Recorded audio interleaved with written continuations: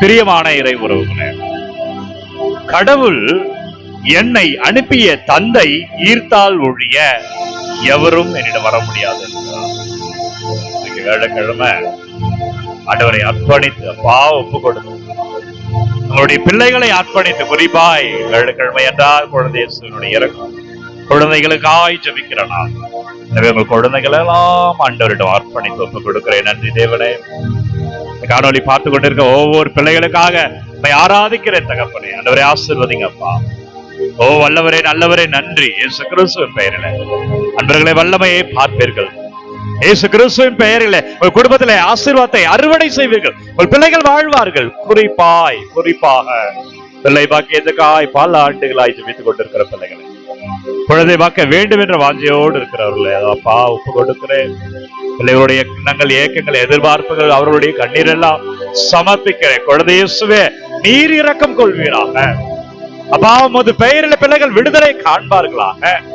ஆண்டவரே, உமது பெயரில் பிள்ளைகள் ஆசீர்வாதத்தை அறுவடை செய்வார்களாக. இயேசு கிறிஸ்துவின் பெயரால் வல்லமையிலே வாழ்வீர்கள், ஆசீர்வாதமாக இருப்பீர்கள். இன்றைக்கு பிரியமான இறை உறவுகளை, கடவுள் எந்த அளவுக்கு தன் தந்தையை மீது அன்பு கொண்டார், அவர் வார்த்தை கீழ்ப்படித்தார். அவர் பணி வாழ்க்கை முழுவதுமே தந்தையினுடைய சித்தத்திற்கு கீழ்ப்படிவது. குழந்தைகளும் காரணனால் நிறைய குழந்தைகள், வாலிப பிள்ளைகள் குறிப்பாக பெற்றோர்களை மதிப்பது கிடையாது.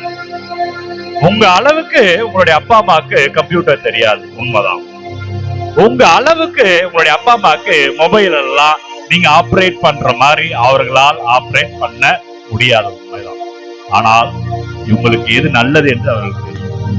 இந்த உலகத்துல யாரும் நினைக்காத ஒன்றை பெற்றோர்கள் மட்டும்தான் நினைப்பாங்க. யாரும் நினைக்காத ஒன்று என்ன தெரியுமா?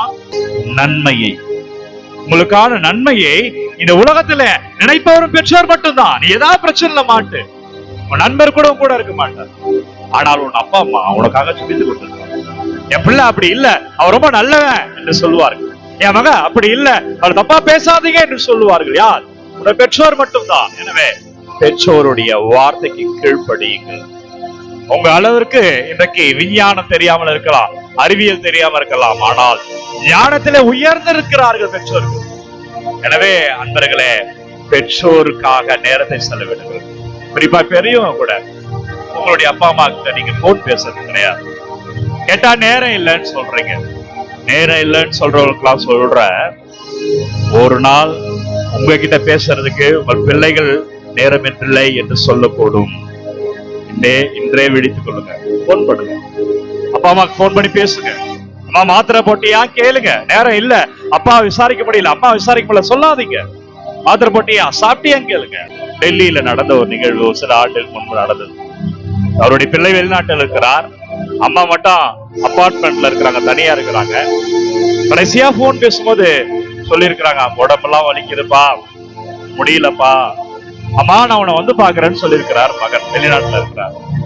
அவ்வளவுதான். அதுக்கப்புறம் வேலையை பிஸியில அவரும் மறந்து விடுகிறார். சில மாதம் கழித்து வருகிறார். அதுக்கப்புறம் போனே பண்ணல. வீட்டுல வந்து பாக்குறாரு, வீடு உள் தாழிட்டு இருக்கிறது. அது ரொம்ப நாளா திறக்காம இருக்கு. அக்கம் பக்கத்தின உதவியோடு கதவை உடைத்து கொண்டு உள்ளே போகிறார். அழுகிய நிலையிலே அவர் தாயாருடைய உடல், இந்த போன் பக்கத்துல ஒரு சோஃபா செட், இந்த சோஃபாவுல அழுகிய நிலையில இறந்து கிடக்கிறார். போன் வரும் காத்து கொண்டிருக்கிறார். நேரம் இல்லைன்னு சொல்றிய, உன்னுடைய போனுக்காக உன் அம்மா காத்திருக்கிறான், உன் போனுக்காக உங்க அப்பா காத்திருக்கிறான். முடிந்தால் சென்று அவர்களை பார். நேரம் இல்லை என்று சொல்லாத. நாளைக்கு உன் பிள்ளைகளும் இதையே சொல்லுவார்கள். நடக்கும்னு சொல்லல, ஒருவேளை நடக்கலாம். எனவே கண் விழித்துக் கொள்வோம். எந்த அளவையால் வளர்க்கிறோமோ அதே அளவையால் வளர்க்கப்படும். பாருங்க, இயேசு, என் தந்தை ஈர்த்தாலுடைய யாரும் என்கிட்ட வர முடியாது. தந்தைக்கு முக்கியத்துவம் கடவுள் தான். ஆனா கடவுள் மகனாய் இருப்பதால் தன் தந்தைக்கு முழுமையாய் அவர் சித்தத்தை நிறைவேற்றுகிறார். துன்பக்கிடத்தை அகற்றி, ஆனா என் விருப்பப்படி அல்ல, உன் விருப்பப்படியே என்கிறார். இறுதியில கூட ஆன்மாவை தன் தந்தையிடம் ஒப்படைக்கிறார். என் இறைவா, என் இறைவா, ஏன் என்னை கை நெகிழ்ந்திருன்ற இக்கட்டான வேலையில கூட தந்தையிடம் உறவாடி கொண்டிருக்கிறார். அந்த உறவை பாருங்க, தந்தை மகன் உறவு.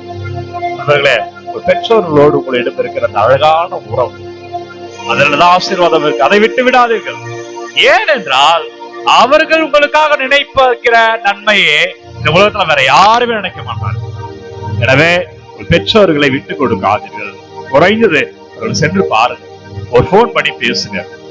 பணம் வேணுமான்னு கேளுங்க, வேணும்னு சொல்ல மாட்டாங்க. பணம் அனுப்பட்டுமான்னு கேளுங்க, அவர்கள் கொஞ்சம் இழுப்பார்கள். தேவையாமா உடனே இல்லப்பா அப்படி இழுத்து பேசுகிறார் என்றாலே தேவை என்ற அர்த்தம். உடனடியாக உங்களால் முடிந்ததை அனுப்புங்க பிள்ளைகளை. அதுதான் ஆசீர்வாதம் இருக்கிறது, அதுதான் பின்னாடி உங்களுக்காக நிற்கும், அதுதான் நீங்கள் வாழ்வீர்கள். எனவே இதற்கு ஏன் இதை பற்றி பேசுகிறேன் என்றால், இயேசு இன்றைக்கு யோவான் 6:44 தந்தைக்கு, தன்னுடைய தந்தைக்கு முக்கியத்துவம் தருகிறார். அவனுக்கு பெற்றோருக்கு முக்கியத்துவம் தருவோம். வேலைக்கிழமை குழந்தைகள் தினமாக இருப்பதால் பெற்றோர்களுக்காக பிள்ளைகளுக்காக சொல்லிப்போம். நன்றி அப்பா, வல்லவரே நன்றி, நல்லவரே நன்றி அப்பா. ஆசீர்வதிங்க, வல்லமையில தொடுங்க ராஜா. ஒவ்வொரு பிள்ளைகளை ஆசீர்வாதத்தை காண்பார்களாக, ஒவ்வொரு பிள்ளைகளை வெற்றியை காண்பார்களாக. குழந்தை பாக்கியத்துக்காக காத்திருக்கிற தம்பதியர்களா அப்பா உமது பெயரால் ஆசீர்வாதத்தை, ஒரு இரக்கத்தை பெற்று குழந்தை பாக்கியத்தை பெறுவார்களாக. எனவெல்லாம் விண்ணப்பங்களை அனுப்புறாங்க, பல்வேறு விண்ணப்பங்கள். அதை ஜெபிங்க ஜெபிங்க என்று கேட்கிறார்கள். இதற்காக ஜெபிங்க என்று பல்வேறு கருத்துக்களை வைக்கிறார்கள். ஒவ்வொரு கருத்துக்களை பார்த்து வைக்கிறேன் அப்பா, நீங்க தொடுங்க ஆண்டவரே. ஆசீர்வதிங்க. இயேசு கிறிஸ்துவின் பெயரால் வல்லமை காண்பீர்கள். இயேசு கிறிஸ்துவின் பெயரால் ஆசீர்வாதத்தை அறுவடை செய்வீர்கள். வல்லமையான இறை கிருபையில வாழ்வீர்கள் நண்பர்கள். எனவே பிரியமான இறை உறவுகளை, பெற்றோர்களை மதியுங்கள்.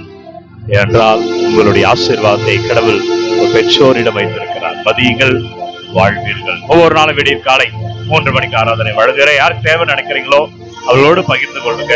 உங்கள் விண்ணப்பங்கள்லாம் கமெண்ட்ல அனுப்ப. உங்களுக்காக ஒவ்வொரு நாளும் என் ஜெபத்துல, குறிப்பா இந்த ஆராதனையில திருப்பள்ளியா தனி ஜெபத்துல ஜெபிக்கிறேன். God bless you. Take care. Have a nice day. எல்லாம் வல்ல இறைவன் தந்தை, மகன், தூய ஆவியார் உங்களை நிறைவாக ஆசீர்வதிப்பாராக. இந்த நாளும் இனிய நாளே. உங்கள் துன்பமெல்லாம் கவலைகள் எல்லாம் ஆசீர்வாதமாய் மாறுகிறது. ஆண்டவர் உன்னோடு வருகிறார். தைரியமாயிரு, வெற்றியை காண்பாய். நன்றி அன்பர்களே.